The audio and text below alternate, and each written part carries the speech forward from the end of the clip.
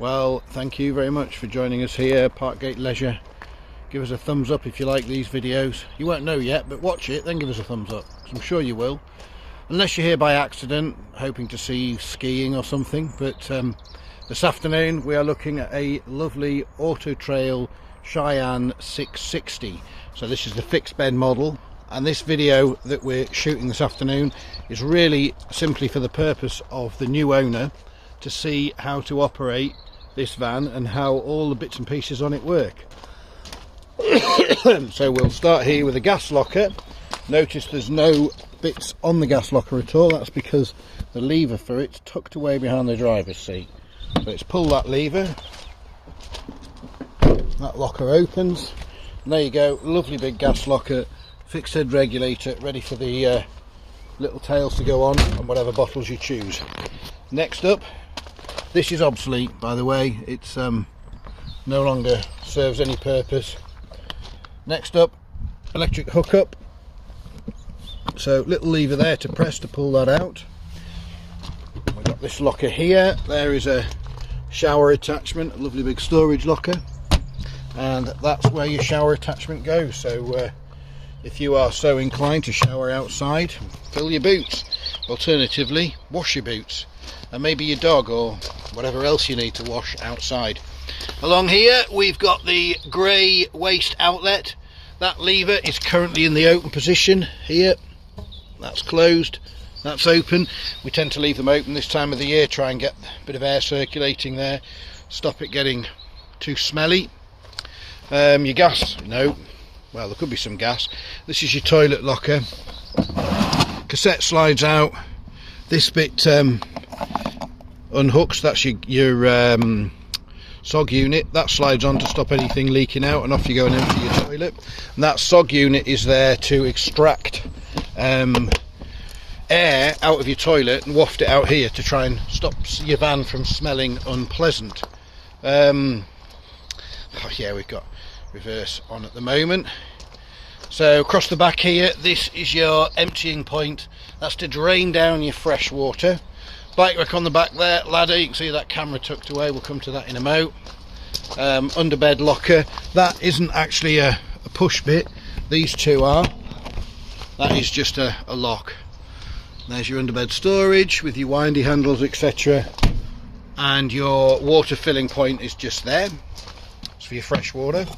And there's your gas outlet. So if you've got a barbecue, you just need to buy the correct Bullfinch LPG adapter to go in there onto your pipe and out down your down to your barbecue. Over here, so under this locker we've got your batteries. So if you get a problem, check these fuses. And I believe that this little on-off switch here is for, that is to override and turn on or off this little inverter down here, which gives you mains power, European or UK, which would be good for maybe an electric toothbrush charging or a laptop or something like that. You've got one of these security handles here, look, just you can use it as a grab rail, or you can fold it right across the door. It has got a lock on it. So into the van. So in this locker, we're going to start here with this bit. In this locker you've got a whole myriad of on-offs and switches. The main one that needs to be on just here. That turns that the power for that television down there, which you can also double up and use as your reverse camera. I'm going to just turn this ignition off now. I was fiddling around with stuff earlier and I forgot. So as you can see, we've got lots of lights on in here. They're all pretty self-explanatory.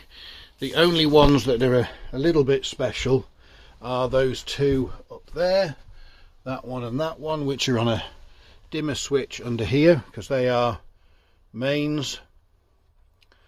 The rest are all 12 volt. As you'll notice right at the back there, there's another one of those lights, and that's also a mains light, and the switch is in the kitchen just here. So that's your lights. Yeah, how do you turn this lot on though? Well, all of that happens up here just above the door. So you've got a mains on off switch there. This button here alternates between the engine battery and the leisure battery. Now that's currently on leisure battery. If it's lit up, it's running on the engine battery. You don't really want to run stuff on your engine battery, because if you run it flat, you're not starting the van in the morning and you're not going anywhere. However, if you have got a flat engine battery and you plug this van into the mains and you want to charge your engine battery, then do select that, because the 12 volt, the battery charging unit in here will be then directed to the engine battery, and you'll end up charging your engine battery. There's lots of other features on here.